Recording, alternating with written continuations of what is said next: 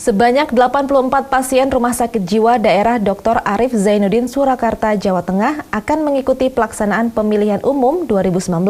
Terkait konfirmasi atas keikutsertaan dalam mengikuti pemilu April mendatang, KPU setempat juga telah melakukan sosialisasi ke lokasi tersebut.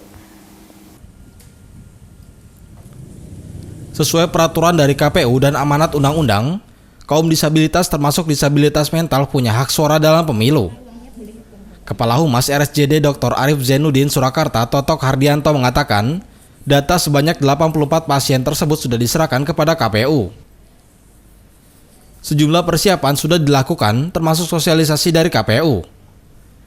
Menurutnya, banyaknya pemilik suara, maka akan dibuka tempat pemungutan suara atau TPS di dalam rumah sakit. Secara mekanisme akan sama dengan TPS yang lain, sedangkan teknisnya adalah petugas akan mengantarkan pasien secara bergantian dari masing-masing bangsal menuju TPS. Sementara itu, para pemilih yang merupakan pasien RSJD tersebut sebelumnya harus mengantongi persetujuan dari dokter setempat. Ia mengatakan nantinya hak dari para pemilih akan disesuaikan dengan daerah asal masing-masing. Menurutnya, jika para pasien berasal dari kota Solo dan sekitarnya, bisa memberikan hak suara pada pemilihan presiden dan pemilihan anggota legislatif.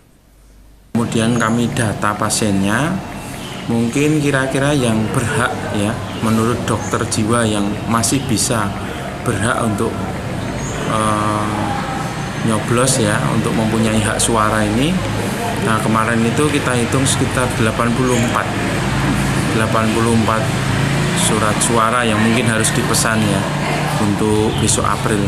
Pendampingan dari sama dengan TPS biasa, hanya saja mungkin karena dibuka di sini, jadi mungkin per bagian atau per bangsal kami antarkan satu persatu ataupun sekelompok untuk mungkin nyoblos, kemudian berurutan begitu ya, karena memang harus kita awasi ya. Larasati memberitakan dari Solo, Jawa Tengah.